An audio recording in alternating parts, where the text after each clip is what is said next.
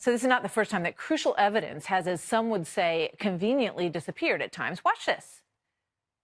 Today, the State Department pushed back on a separate story first reported by Fox News concerning 2 missing bankers' boxes of Clinton emails. According to the report, the FBI may have left the boxes behind at one of Clinton's Washington offices. I'm advised the actual hard drive was recycled and destroyed in the normal process. I have no idea what the recycler does with it.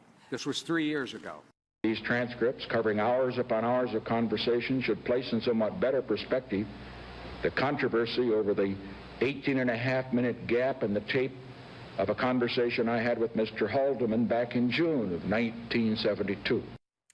Here now, Judge Andrew Napolitano, Fox News senior judicial analyst. I mean, that's not a very good record when you look at the times when we've seen this kind of thing happen before. No, it's not a very good record. I don't know how many more blows the DOJ and the FBI, each of which is headed by Republicans appointed by Donald Trump, can take before the president decides it's time to change leadership. This just seems to be getting worse and worse. Now, I have not seen what Congressman Gowdy and Congressman Haldeman have seen, and I've certainly not seen the... Congressman Ratcliffe. Ratcliffe, yep. Excuse me. And I have not seen the 4-page memo on the FISA abuses. But we have heard comments about them, which are so outrageous, indicating that if the public did see these things, it would lose such faith in, as Congressman Gowdy says, the premier law enforcement agency in all the world. The FBI is now saying they want a copy of this memo in order to evaluate the information and take appropriate steps if necessary. They're upset because they haven't gotten a look at this 4-page memo, which is, according to the people who've seen it, so awful that it could lead to people losing their jobs. And described as government behavior KGB-like, more KGB-like than what we expect the FBI to be. KGB, of course, was the Soviet secret police, which they don't even have anymore, at least not of that name.